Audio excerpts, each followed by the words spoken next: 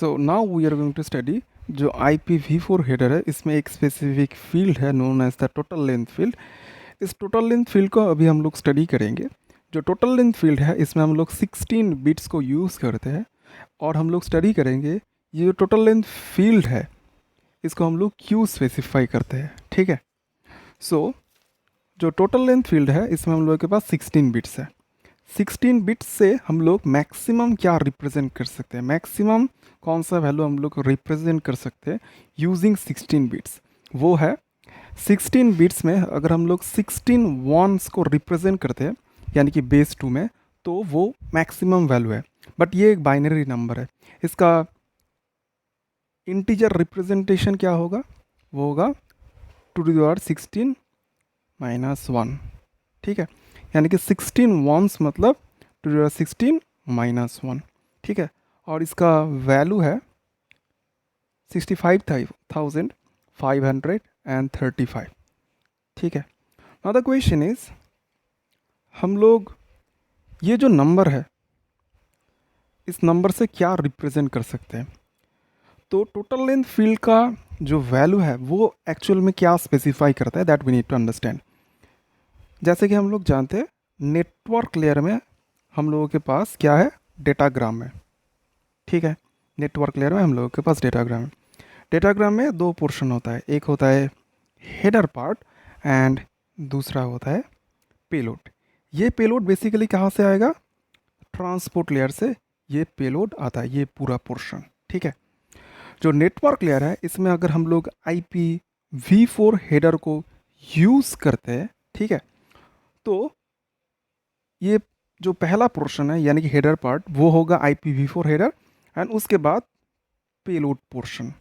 अब header plus data यानी कि हेडर पोर्शन में जो नंबर ऑफ बाइट्स प्लस जो पेलोड पोर्शन है इसमें जो नंबर ऑफ बाइट्स है, इनको अगर हम लोग ऐड करते हैं तो जो नंबर मिलता है उस नंबर को हम लोग जो टोटल लेंथ फील्ड है, ये जो IP हेडर है इसमें जो टोटल लेंथ फील्ड है इसमें यूजिंग 16 बिट्स हम लोग स्पेसिफाई करते हैं। Again I repeat, header part plus data part, इनमें जो नंबर ऑफ बाइट्स है, हेडर में जो नंबर ऑफ बाइट्स है प्लस डेटा में जो नंबर ऑफ बाइट्स है, इन दोनों को ऐड करेंगे। ऐड करने के बाद जो नंबर मिलता है, जो नंबर ऑफ बाइट्स मिलता है, वो नंबर हम लोग हेडर में जो टोटल लेंथ फील्ड है इसमें हम लोग स्पेसिफाई कर देते हैं।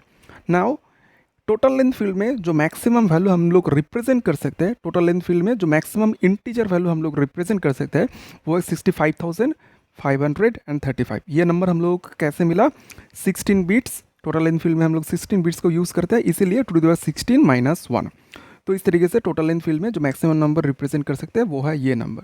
नाउ अगर हम लोगों के पास टोटल लेंथ फील्ड में 65,535 ये वैल्यू है, इसका मतलब क्या है, इसका मतलब है जो हेडर है उसमें जो नंबर ऑफ बाइट्स है प्लस जो डेटा है उसमें जो नंबर ऑफ बाइट्स है उनका सम है ये वैल्यू। यानी कि हेडर में जो नंबर ऑफ बाइट्स है प्लस जो डेटा में नंबर ऑफ बाइट्स है, यानी कि एंटायर जो IP डेटाग्राम है इसमें जो नंबर ऑफ बाइट्स है वो है 65,535। ठीक है, हम लोग ये कॉन्सेप्ट भी जानते हैं कि जो हेडर पार्ट है इसमें हम लोग मिनिमम 20 बाइट्स को यूज़ कर सकते हैं एंड मैक्सिमम 40 बाइट्स को यूज़ कर सकते हैं। ठीक है, लेट्स से जो हेडर पार्ट है इसमें हम लोगों ने मिनिमम 20 बाइट्स को यूज़ किया है, तो इससे मुझे ये मिल जाएगा कि जो ट्रांसपोर्ट लेयर से नेटवर्क लेयर में जो पेलोड आ रहा है उसका मैक्सिमम साइज़ क्या है।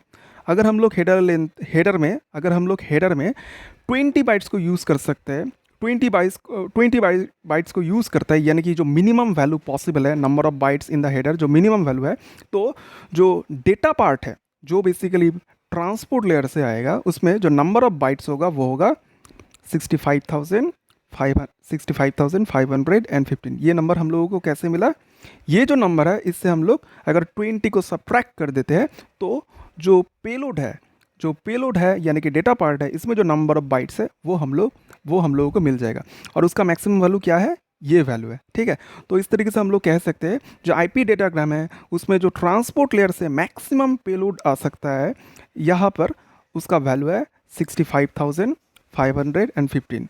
यहाँ पर मतलब डेटा पार्ट में जो मैक्सिमम आईपी डेटाग्राम में जो डेटा पार्ट है, इसमें जो मैक्सिमम नंबर ऑफ बाइट्स आ सकता है फ्रॉम द ट्रांसपोर्ट लेयर वो है 65,515। Now we are going to understand कि एक इम्पॉर्टेंट कॉन्सेप्ट है जो बेसिकली एमटीयू से रिलेटेड है, ठीक है, अभी हम लोग वो अंडरस्टैंड करेंगे।